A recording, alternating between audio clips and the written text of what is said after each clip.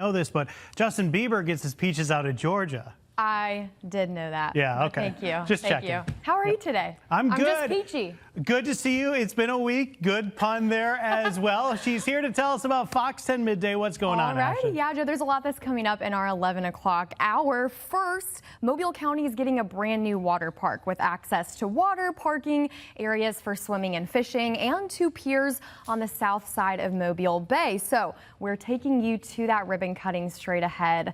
Plus, on a more somber note, more flooding hitting central Texas over the weekend, prompting additional evacuations. The rainfall pausing operations for many search and rescue crews on the ground there. And we have the very latest coming up. Here at home, Jen will have a look at your forecast as we head into another hot summer week. So be sure to stay with us as Fox 10 Midday is right after Studio 10. All right, Ashlyn, thank you. We'll see her and Jen in about 20 minutes. We're playing a game for Christmas in July. I've never played a game with a pen and a plate, but here we are.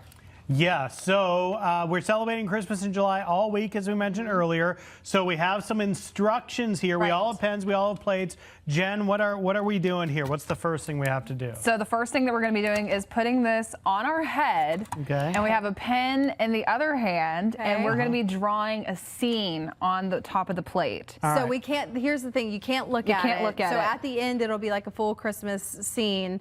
And number 1 is draw a line for the floor. Okay. Did everyone wear deodorant today? Yes. Then draw a Christmas tree. And add decorations. Okay. Ooh. Oh, this is not. I can't tell if like the pen is drawing. I tested it earlier, and it was. Mine was, at least. We'll find out. I didn't test mine. So add decorations if you feel so inclined. Number 3, draw a star Oh, when you do on that. your tree. Ooh, I drew it too big for that next one. How do you even know? I'm guessing. My pen isn't working. Oh, Don't show. Number like glare. 4, Draw a fireplace with a mantle. to the tree. Oh, that's hard. It's really hard to tell if your pen is drawing. I know. Because even if you, with these kinds of pens, if you like tilt it slightly, it'll just make an indentation. Right. See, I drew my tree too big. All right, so the How next do you one. know? Because I can feel how big of the plate I'm taking off. Oh, you have to do that too. Stocking. Draw a stocking hanging from the mantle of your fireplace. Oh boy. This is bad. This is how we do it. All right. And then lastly, Yeah. Draw draw. a present. I'm kind of giving up on trying to make Ooh, this. I just good. punctured the plate. Is your head okay? My head's okay. Okay. We done? I don't know. I can All kind of right. see mine. I guess we can go one at a time here. me see Here's yours. mine on 3. Oh, So the tree is over here. It's not bad, but the fireplace is a disaster. I kept it on the floor though. I kept it kind of somewhat relative to the floor. I'm actually pretty happy with mine. Let's see. I'm actually pretty happy. Yeah, that's pretty my good. My fireplace, my tree, the star, the ornaments, and then the presents here on the floor. I'm pretty proud. Yeah, that's pretty I'm good. happy with mine too. Oh, Jen wins. Whoa. Jen wins. Yeah. That is impressive. So yeah, so you got the tree, you got the star, you got the presents down here, fireplace, and then the stockings were a little off up there. You did Jen. multiple. Jen, Hey! our producer has proclaimed that Jen is the winner. She won. And You I think totally we would won. agree with that. You totally won. Pictionary for is sure. my game. Well, this is good. I'm really impressed, Jen. Like I could really, if someone said, "What is this?" I could figure that out. With ours, Well, I hope you're in the Best for Christmas last. spirit now. Happy holidays, happy Christmas in July to everybody out there. that's right. Coming up, we've got today's tech. Jen will keep us updated on our July 14th forecast. It's all coming up on Studio 10. Keeping a close eye on your forecast. Things are calm and quiet for right now with low rain chances. However, those are increasing by the end of the week. I'll be breaking down all the forecast details that you need to know coming up. And multiple people are dead this morning as firefighters rescue elderly residents hanging out of windows and screaming for help in Massachusetts. We have the latest on the deadly fire straight ahead. A major announcement on Russia from the Trump administration. I'm Matha Rivera in Washington with the latest on what the president teased coming up. First on the Gulf Coast with breaking news and weather. Fox 10 Midday starts now.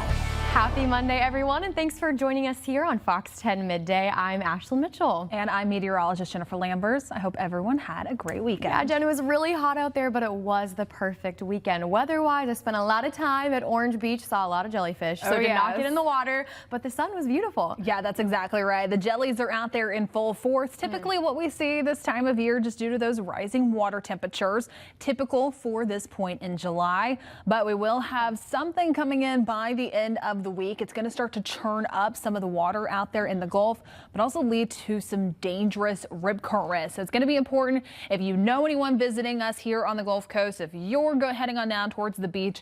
Again, nothing to be too concerned about, especially whenever we say tropical. But the main takeaway is by Thursday, Friday, and heading into the weekend, we're going to be looking at the potential for some increased rain coverage, and also those rip current risks will be ramping up. Something that's typical anytime we have something moving into the Gulf waters. But again, the thing that we still have going for us right now is we're in early July, really early for the hurricane season. So anything that typically comes through is weak. That'll be the good news, but it will just be a little bit of a rainmaker and a little soggy out there over the next few days. For right now, however, it's calm and it's quiet out there. We're seeing some sunshine to start off with for this morning. That's just some clutter out there on the radar. Very low rain chances heading into the rest of today. So we're starting off with some sunshine and some warm temperatures out there. A live view from our all-in credit union camera at Dolphins. Temperatures in the upper 80s, feeling more like 98.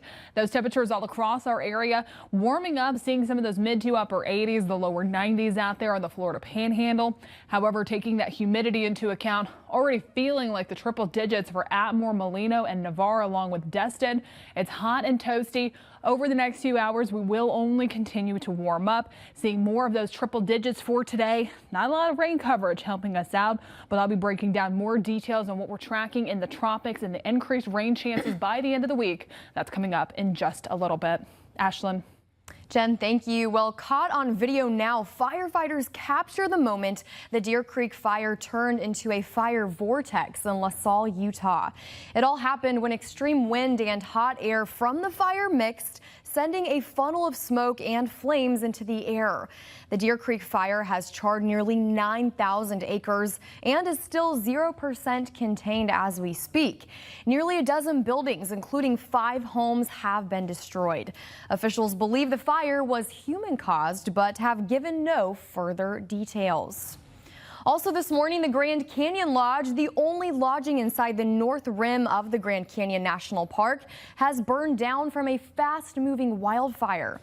So far, no injuries have been reported, but park officials say the visitor center, gas station, a wastewater treatment plant, administrative building, and employee housing were all lost among 50 to 80 total structures. 2 wildfires are burning near the canyon's north rim. That includes the Dragon Bravo fires, the one that burned the lodge and other structures. It started by lightning on July 4th and grew from hot temperatures, low humidity, and of course, strong winds. Arizona Governor Katie Hobbs is calling for an investigation on the National Park Service's response to this wildfire. And new this morning, at least 9 people have died in a fire at an assisted living facility in Massachusetts. More than 30 were injured, including firefighters, and 1 resident is in critical condition now. Here's Fox News correspondent Molly Line with the latest. In this building last night, we had an unspeakable tragedy here. A deadly fire at an assisted living facility in Massachusetts. So there were some that perished in the building and some perished after being transported. Authorities say people were hanging out of windows and screaming for help. When you pull up to a building, the first thing you see is the fire, but then you see the multiple people that are asking to be helped and begging to be helped out the windows. So that's where it complicates the scene. We had at least a dozen people rescued over ladders. Firefighters responded to the Gabriel House assisted living facility in Fall River around 10 p.m. Sunday night. The building was engulfed in flames and heavy smoke with about 70 occupants trapped inside. The fire was out by Monday morning and firefighters were able to rescue numerous occupants, transporting them to local hospitals. The focus now on maintaining what these elderly residents need.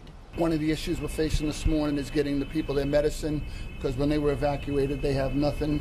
We have people at our stores right now buying underwear, T-shirts. The fire was contained to one wing, but there is smoke damage throughout the building. We always try to learn lessons from any scene that we're at, and I think what we need to preach is that smoke is the most dangerous part of any fire. Officials are investigating how the fire started and if all the equipment was up to code and functioning properly.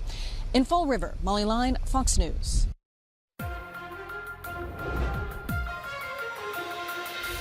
And more flooding hit Central Texas over the weekend, prompting additional evacuations.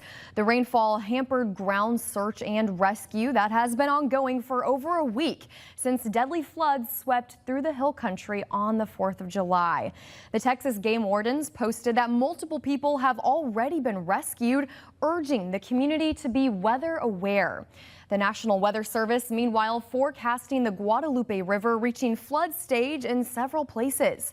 Commissioner Dawn Buckingham with the Texas General Land Office says their office will be in Kerr County to help the community heal.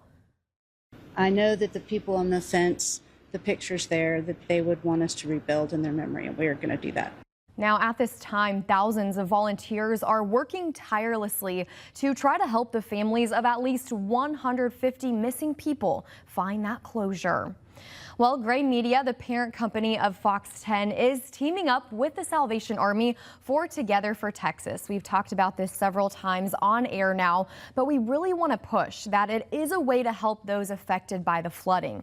There are two simple ways you can do that. One way is to point your phone's camera at the screen and hover over that QR code there. It will then take you to the website. You can also go to togetherfortx.com to donate. Well, multiple people now were injured in a shooting at a Kentucky church on Sunday. Officials say the shooting happened after the suspect shot and wounded a state trooper. Investigators say after the shooting, the suspect carjacked a vehicle and then drove to Richmond Road Baptist Church in Lexington, where he began shooting at people.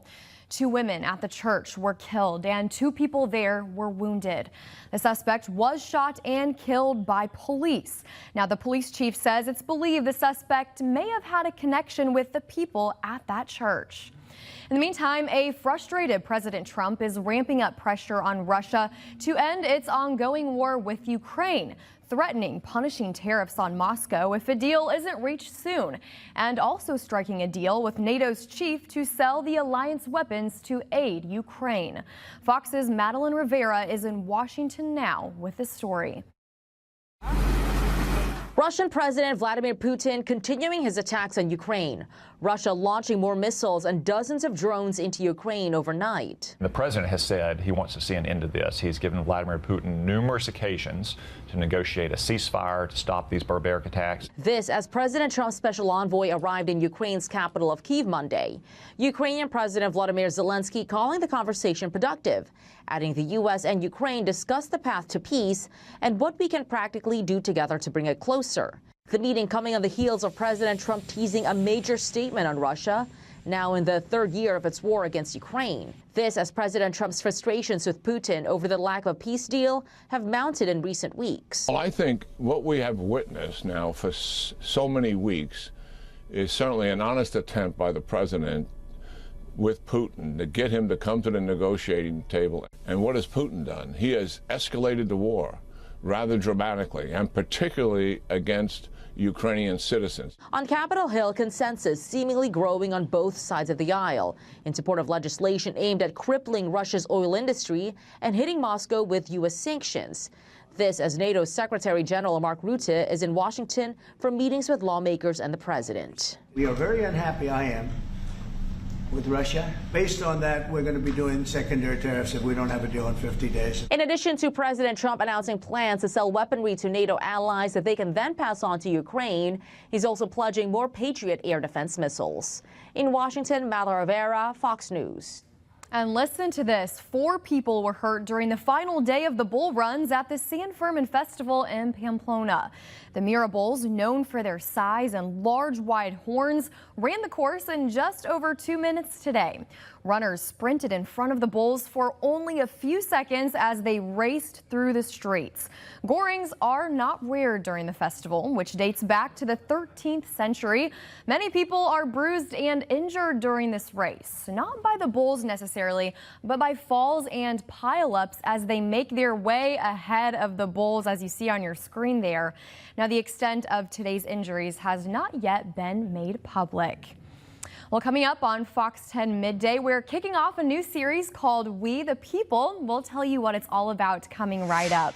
Plus, Dauphin Island has a new ecotourism area. Fox 10's Stephen Moody has that story for you straight ahead. And Jen, speaking of the beach, not a bad day for that. Yeah, that's exactly right, Ashlyn. And so we're taking a live view outside down on Dauphin Island and just starting to see some of that sunshine, a light breeze out there. A few folks getting out and enjoying it on the boats there. But over the next few hours, those temperatures warming up to the mid-80s, feeling hotter though with that humidity. I'll be breaking down all those details coming up. Welcome back. You're watching Fox 10 Midday on your Monday. And the town of Dauphin Island hosted a ribbon cutting and dedication ceremony this morning to celebrate its new ecotourism area. Fox 10 News reporter Stephen Moody has more on the site that's dedicated to a Dauphin Island native. 2, 3. Welcome to the new Christopher Blankenship Ecotourism Area.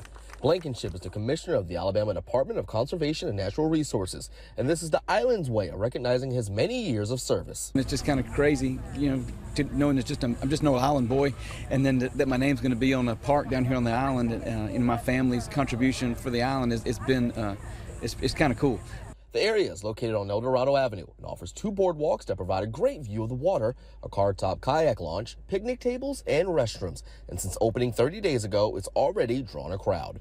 It's been very popular already, and I think as we go forward, it's only going to become more so. A lot of people like to come here just to connect with nature, and that's what this is all about. And that includes people like Jolene DeMar, who says this area is unlike any other area on the island. I like it because of being able to bring the grandkids here with the boardwalk. It gives them something different to do, walking out over the water and just seeing the different wildlife that they've seen, turtles and all the crabs and little fish that are swimming around the boardwalk. So that's been really sweet. All for your convenience. Stephen Moody, Fox 10 News.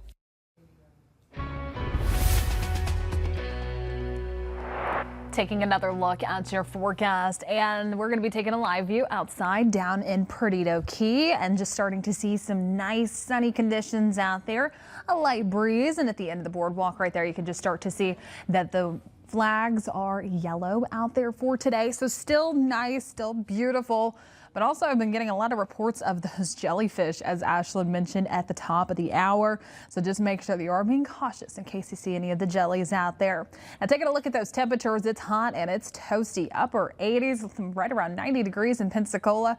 Dew points lower to mid 70s. So the good news is that our humidity isn't terribly high. We've been seeing dew points closer towards 78, 79 over the past few weeks. So drop just a little bit courtesy of some of those northerly winds out there. So it's helping us not feel as humid, but it's still feeling sticky out there. Feels like temperatures 96 in both spots. Now we will start to warm up heading into the rest of today. Forecast daytime highs above average. We will be maxing out in the mid 90s out there. Typically this time of year, we should be seeing those temperatures in the lower 90s. Morning temperatures right on the dot. Luckily nowhere near that previous record of 103 set back in 1980. However, more feeling like it once you do take that humidity into account.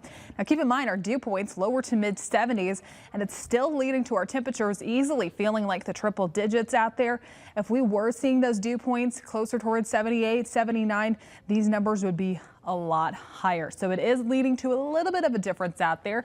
Not quite seeing any of those heat advisories issued either, but it's still going to be hot and toasty out there. Just take breaks, stay hydrated, find that AC.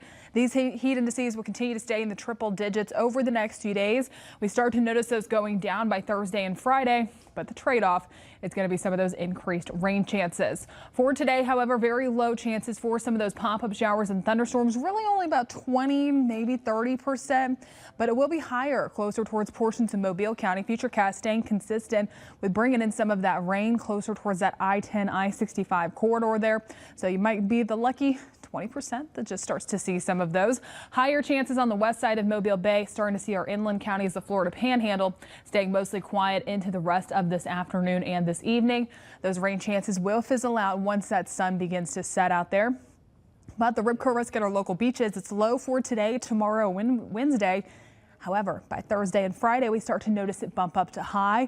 And again, that's going to be courtesy of what we are tracking out there in the tropics. Now, again, low chances of development. Futurecast models, they really don't do much with the development of the system. However, regardless, it will start to push into the Gulf. It's going to be churning up our surf out there, leading to those high rip curl risks, and this will be a rainmaker. We will turn soggy by Thursday, Friday, and heading into the early part of the weekend. So regardless of development, we will see impacts. But as always, please be cautious what you see on social media. Always double check the timestamp and the source. If there's something that you need to know, we will alert you. But as of right now, it's mainly just going to be a rainmaker that's moving into the Gulf waters, turning up our surf out there. We turn soggy by Thursday, Friday, continuing into the weekend, and our temperatures go a little bit down by that point too. But I'll talk more about your forecast, run through an extended Futurecast model on that feature. More on that coming up in just a little bit. Ashlyn. All right, Jen, thank you for that. Well, today on Fox 10, we're excited to kick off a brand new series called We the People.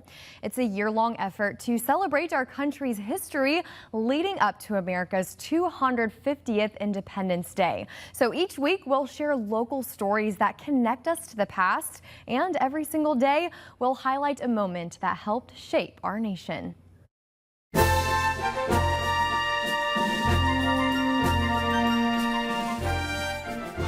On July 14th, 1968, Mobilian Hank Aaron hit his 500th career home run while playing for the Atlanta Braves. He became just the 8th player in MLB history to do it and is a true hometown hero.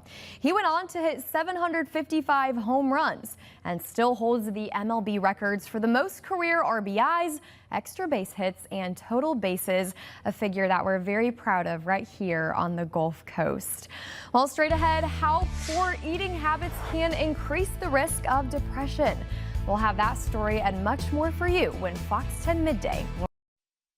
Well, it's no surprise that what you eat can affect how you feel. Research suggests poor eating habits might increase the risk of depression in certain individuals. Here's Fox News' Sue Guzman with the details. We are what we eat, and a poor diet just doesn't take a toll on one's physical health, but mental health as well. Researchers are looking into the link between diet and depression in women. According to the latest figures from the Centers for Disease Control and Prevention, about 16% of women in the U.S. have suffered from depression, and previous studies suggest the risk only goes up for women in a certain age group. Women who are in midlife are more likely to develop depression compared to men during that same time. Dr. Holly Jones, an associate professor at The Ohio State University College of Nursing, says premenopausal women ages 40 to 50 years old who consume ultra-processed foods could be more vulnerable to developing the disorder. Nutrients that were associated with higher risk for depression were sucrose, which is your table sugar or added sugar, and omega-6 linoleic acid, which is basically your vegetable oils. Jones says the other factors that may play a role include not getting the recommended 7 to 9 hours of sleep every night and a lack of exercise to help ward off depression in later life. Jones recommends advising women within midlife to think about more of a plant-based diet and avoiding ultra-processed foods within their diet. Jones says women making these lifestyle changes can also help those around them. They're often going to then translate that into not only the food for themselves, but the food for their children and their husband or partners. Jones says more research is needed to better understand the connection between diet and depression in midlife women. Sue Guzman, Fox News. Well, listen to this. A small green fruit with fuzzy skin and black seeds, you know what it is, may turn out to be a good intestinal aid and even cancer prevention agent. Scientists say eating 2 kiwis a day may help patients with digestion issues like constipation while also promoting regular bowel movements. Scientists say kiwis contain an enzyme not found in many other foods that breaks down those proteins for better digestion. A study in China also showed people who ate more kiwis had 13% less risk of colorectal cancer. Now, kiwis are loaded with vitamin C, E, and K, and also contain antioxidants that protect against cancer, cardiovascular disease, and diabetes. Well, coming up, U.S. copper prices are trading at records. We have that story and more in your business headlines. Plus, Fox 10's Vanessa Pacheco is testing out yoga on a paddleboard. Yeah, you heard that, right? Very Vanessa is after the break, but first, Jen, a beautiful day for Vanessa segment. Yeah, that is exactly right, Vanessa. Ashlyn, my bad. It's Monday. I'm feeling it. Well, let's go ahead and talk more about your forecast. And heading into tonight, I am feeling this. So our sunset is getting earlier. Sunset this evening in Mobile, 7:57, 7:53 in Pensacola.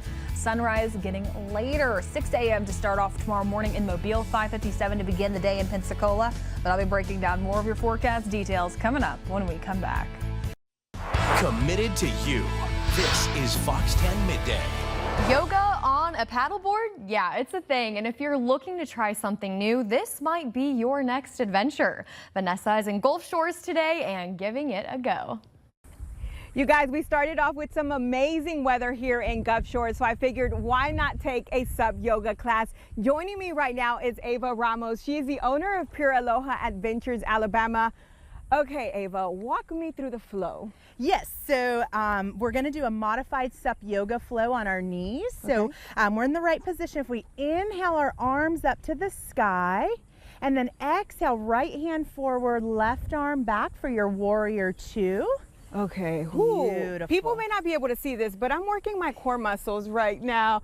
Now, Ava, tell me about Pure Aloha. Yeah, so we offer paddleboard yoga, paddleboard Pilates.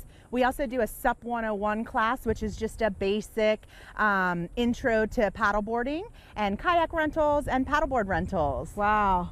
Ooh, I'm trying to keep my balance. So here, let's inhale our right arm up high to the sky for your reverse warrior. Good, and then cartwheel those arms down and shoot that left leg back and just come to seated. Whew, trying to keep this balance, you guys. Now, Ava, I am new to this, obviously. Can anyone that maybe hasn't taken a yoga class in the past take your class? Absolutely, no experience is necessary. We offer all modifications for every pose, so you don't need any paddleboarding experience. The paddleboards are anchored down, and you don't need any yoga experience. It's all about having fun and being out in nature. Definitely something different to do for sure. Okay, what do you got for me next? Okay, so next we're gonna come to standing. So we'll just come to our hands and knees here. Okay. Lift the knees up a little bit and just start to walk your hands forward. Bring your feet all the way to that handle, hip width distance, and roll up nice and slow. And then core also tight, eyes up. Make sure my hair's back. Oh my gosh. Okay, I'm so glad I was able to do this. Now, you guys, I'm just trying to stay out of the water. It's like less than knee deep, so it's not that deep here, but overall, thank you so much, Ava. This has been an amazing class. Even standing, I'm trying to keep my balance. So this is definitely giving me the workout. For anyone that wants more information, where can they go? Sure, you can visit our website at purealohaadventures.com/Alabama. That's where you can make reservations, book online, and then you can use code FOX10 for $10 off any of our stand-up paddleboard yoga classes or paddle Pilates classes. All right, well, thanks so much again, Ava. Okay, now I'm gonna try to figure out how we just get back down to the paddleboard. But for now, guys, we are here in Gulf Shores. We're gonna toss it back to you in the studio, and then help me out, Ava.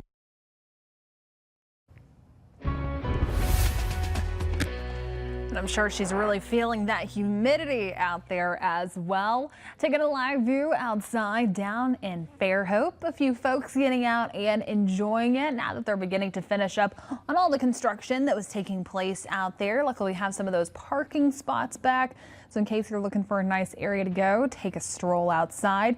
The good news is that we are starting to see portions of that back open at this time. Plenty of sunshine to start off with for today. A nice look at conditions across the southeast. Things still a little active just offshore further towards the south. Also noticing some of that cloud cover, some of that rain closer towards portions of the mid-south, moving through Arkansas, closer towards Tennessee and down into Texas. Here locally, calm, quiet, and dry, especially to start off with early for this morning. Just starting to see some clutter out there on the radar. No active rain showers at this time, but as we do get further along into this afternoon, there's about a 20% chance to see some of those pop-up showers and thunderstorms. So lower coverage than what we have been seeing. Higher chances on the west side of Mobile Bay, and it really wants to fire off some of those rain chances closer towards downtown, midtown, West Mobile. Really central Mobile County is where the Futurecast wants to bring in the highest chances for some of those showers and storms to develop. So again, it's only 20% chance, but that is for the entire Fox 10 viewing area. Lower chances further inland and for the Florida Panhandle, but really just dependent upon your location. Once that sun begins to set, more of those showers and storms begin to fizzle out. We will continue to stay hot and toasty. It's a little bit of that trade-off. The rain chances go down, the temperatures go up. We will be maxing out really the mid-90s out there. This will be above average for what we should be seeing at this point in July, but this feels like temperatures toasty out there. Feeling like 104, 105. Stay hydrated, take breaks, find that AC. And then checking in down at our local beaches. The rip current risk is low today, tomorrow, Wednesday, and then by Thursday and Friday, we start to see it bumping up to high. By that point, we could be looking at quite some dangerous rip current risks out there. Please make sure that you're being cautious. If you know anyone that's coming out and visiting us here across the Gulf Coast closer towards this weekend, just make sure that they're also staying updated on the forecast. Regardless of what we're tracking out there in the tropics, we will start to see some of those impacts, mainly rain chances and rip current risk, regardless of development. Do keep in mind, low chances to develop over the next 7 days. It's July, it's mid-July. We have that going in our favor. Anything that develops, typically very weak. And this one doesn't even look all that impressive. I will say that. So that's why it's going to be so important to be cautious what you see on social media. It's something that we'll monitor. It's something that'll make it a little soggy around here. But let's time things out on the Futurecast. So we start off for this morning. There's that feature just on the east side of the Florida Peninsula. It's going to cross over the Florida Peninsula, bringing in some increased rain chances to Orlando, Tampa, before it makes its way into the Gulf waters. After that, it's really hard to locate. As mentioned, it's not very impressive on radar out there, but what it does do is it creates this unsettled pattern for us here across the Gulf Coast. It brings those winds a little strong out of the south by Thursday and Friday, so that's where we're going to start to see increased rip current risk. If this will continue, then we could possibly just see some of that typical flooding out there on the causeway because we have rain mixed with that strong southerly wind out there. But again, Futurecast, it really doesn't do much with it besides some of those rain chances. Even then, it did update a little bit and knock down the rain chances here. I am anticipating this to fluctuate a little bit as we do get closer. Yesterday, it was showing the potential for 3 to 4 inches of rainfall here locally. Now it's really starting to take some of that back, getting closer towards 1 to 2 inches for our portion of the Gulf Coast. Higher chances closer towards Tampa by the early part of this week. We'll continue to monitor, keep you updated. Again, main takeaways, soggy conditions by the end of the week, high rip current risk regardless of development. We'll continue to monitor. Again, be careful what you see on social media. We'll give you all the details of what you need to know. I'll talk more about your forecast coming up in just a little bit. Ashlyn. All right, Jen, thank you for that update. The time 11:36 now on your Monday. And right now on the Fox 10 Gulfstream, Good Day Gulf Coast anchor Sarah Wall is taking a look at why we see more traffic issues during this time of year, especially when it comes to teenage drivers. And she looks at what resources are available to help them stay safe while on the roads. Sarah's Spotlight is live every weekday at 9 a.m. as she discusses a new topic every single day. Don't miss it. Well, officials with Gulf Shores International Airport say the airport authority is looking at expanding the terminal. Officials say they're studying design operations and have entered a contract with Vasey Aviation Group to evaluate a design for terminal enhancements. Those enhancements will include expanding the gate area, increasing curbside space, and enlarging baggage claim facilities. A final decision on whether to move forward with the project is expected this fall. Also, airport officials say they have approved Lulu's as the first official food and beverage provider for the terminal. They say Lulu's will have a kiosk inside that terminal, and we're told the restaurant is targeting a soft opening later this month. Well, in the meantime, just a reminder, we hope to see you as Fox 10 and the League of Women Voters hosts another mayoral forum. All 4 candidates, Spiro Chariagadis, Barbara Drummond, Connie Hudson, and Paul Prine, have committed to being there. The forum will be held tomorrow at the Via Center on Dauphin Street. It's from 6 to 7:30 that night, and our own Lenise Lagan will be there as the moderator.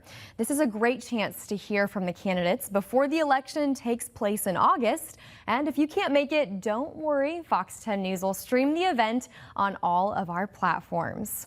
Well, new this morning, investors are looking at more uncertainty. U.S. copper prices are trading at records. Online spending surges, and Superman takes off at the box office. Fox Business correspondent Kelly Savory is kicking off the week with your Fox Business Briefs.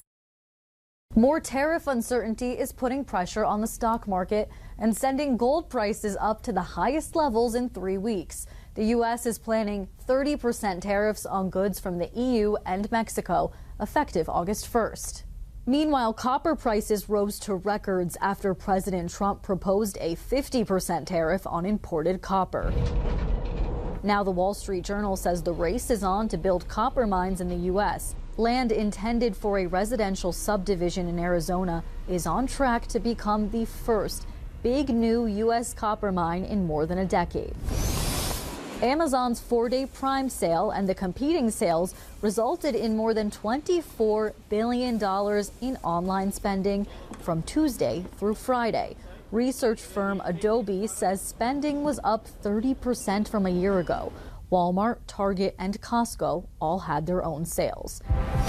And DC Studios' newest film, a Superman reboot, flying up, and away to the top spot at the box office with a soaring opening weekend.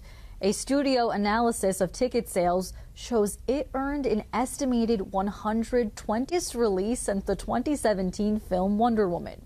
Superman didn't perform as well internationally, earning $95 million in 78 international markets and just $6.6 million in China. It marks the 3rd biggest box office opening weekend of the year after a Minecraft movie and Lilo and Stitch. In Chicago, Kelly Saberi, Fox Business. Meanwhile, racist and anti-Semitic messages posted by a hacker to Elmo's X account have been taken down. A hacker shared a string of posts to the account of the fuzzy red monster from Sesame Street. Those posts contained racial slurs, anti-Semitic language, and commentary about President Trump and the so-called Epstein files. Those posts were removed shortly after they were published, and a spokesperson for the Sesame Workshop said in a statement, quote, Elmo's X account was compromised today by an unknown hacker who posted disgusting messages, including anti-Semitic and racist posts, and we are working to restore full control of the account. Well, straight ahead, the best and worst airports are ranked. Plus, an 86-year-old is proving that age is just a number when you do something you love. Meet the skydiver after the break. Jen and I will have your midday talkers after this.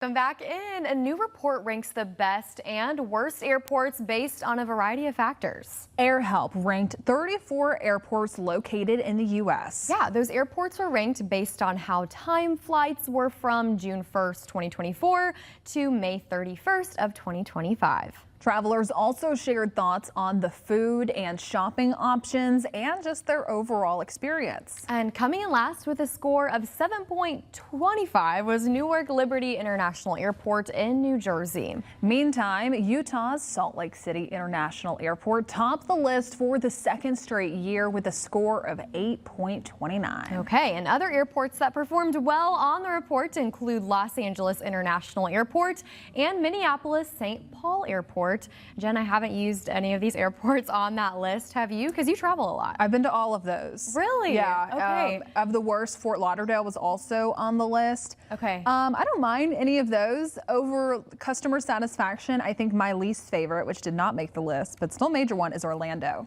Really? I think the Orlando airport to this day is still my least favorite airport. Okay. Yeah. I mean, it's busy. It's busy. Right? It's Is it a more of hot if you're spot? flying out of it. It doesn't quite make sense to me that you have to go to your gate first and then you Right. start going through TSA. And so that's it's a mess. It's a lot of walking. It's a lot of time. You got to get there like 3 or 4 hours early. Well, I trust your opinion and your Yeah. ranking because you know all things traveling. Get it Jen does. together, Y'all know Orlando that by now. Well, in the meantime, archaeologists are scratching their heads over the discovery of some enormous ancient Roman shoes. So more than 30 leather soles were unearthed along Hadrian's Wall in northern England. Wow. The biggest shoes were nearly 18 inches long, a modern measurement of about 13 and a half. They were found at Magna Fort, which once was the site of Roman soldiers and families. And historians believe the find means that large towering troops once guarded the area. But the identity of the shoe owners is still a mystery. Archaeologists plan on doing more excavations in the area to try and uncover those answers. Jen, I'm laughing because they said enormous shoes. I'm about to put my husband on blast here. He wears a size 14. So for me, I'm like, that's a normal size shoe because I see those laying around my house all the time. My husband's the same way. Really? He's a size 14. Yeah, but I don't know, because to me I do find this interesting because they found over hundreds of years that people have grown larger, taller, and everything. Okay. And so it is impressive that they found a 13 and a half You know, size that shoe does there. make sense. For me, I'm like, that's big. Maybe for that time frame. For that but not time for frame. us now. Yeah, Roman era. It's a big feat. That is. Well, an 86-year-old skydiver is on a journey to make 1,000 lifetime jumps. This weekend, the woman is taking to the sky again in New York for her latest adrenaline rush. Wow, Liz Cho has this story. As the saying goes, with age comes wisdom. But for 86-year-old Kim Noor, with age comes thrill. You feel alive? I'm ready to go. Noor is traveling around the country with one goal in mind. There's an award you get for 1,000 jumps from the United States Parachute Association, and it's gold wings. And tomorrow, she'll get one step closer to her goal when she leaps from a plane over Long Island. She's jumped more than 800 times in her lifetime. For her, it's all about living in the moment. You're not thinking about the, bills back home or, things having to go to work or do this or that. And you're not thinking about the future because you have to live in the moment to participate and to fly like a bird. Have to blow a kiss.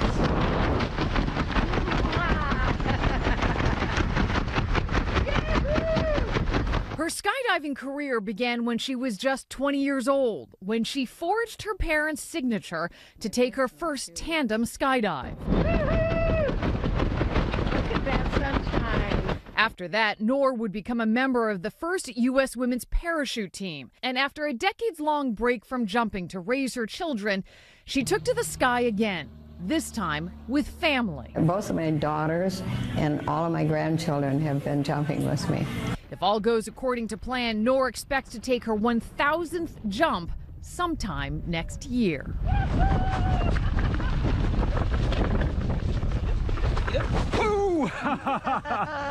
That was a close one. 60 years of jumping, that makes my stomach drop just watching Good those videos. for her. That's amazing. I have so many questions. Yeah. If they've only been in New York, if she's traveled elsewhere, Right. if she has a most memorable favorite place. She's incredible. That's Have you awesome. been skydiving? No, I don't wanna go know if skydiving? that one's on my bucket list. We were actually just talking about this in the newsroom last week. We were talking about the probability of like skydiving wrecks and just how dangerous it can be. And I like to looked be at in the some plane. stats. I was like, never mind. Maybe not. Take care of that one. Yeah. But good for you, Nora, right? Next year, hopefully we'll have that update. All right, well, we'll be right back with 3 to Know before you go. Jen, where are we taking a look? We're taking a live look outside down on Dauphin Island, looking beautiful. We'll be back after this. Have a really incredible story for you now. A new program is putting kids in the cockpits, teaching them the art of flying in hopes one day they could become the next generation of airline pilots. Fox's Steve Nielsen has more.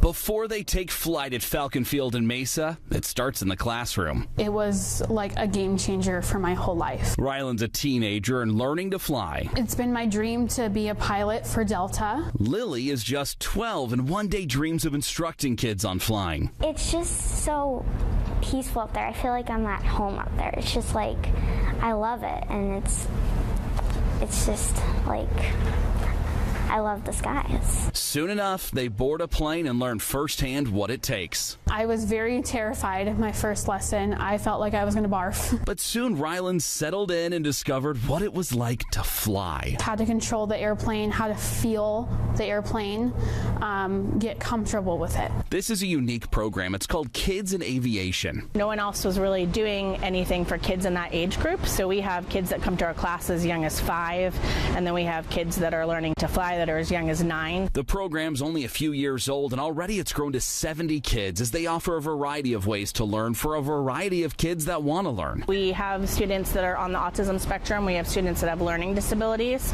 and we modify the instruction for them. Jonathan and Shannon said teaching them young gives them a chance to learn stress-free. This way they can start learning, take their time, really learn the fundamentals, the principles, the emergencies, practice them as many times as they need to. Some kids just need things a little slower. Maybe they need more repetition. Maybe they have dyslexia. They need help with writing down their letters. We don't rush anyone. We're not a pilot mill. Our job is not to get them done as soon as possible. Our job is to make sure that they're safe and secure pilots, going at their pace, learning with how they learn best. They've started a nonprofit too, Next Gen Pilots, to help raise funds so all students have the ability to become a pilot regardless of finances.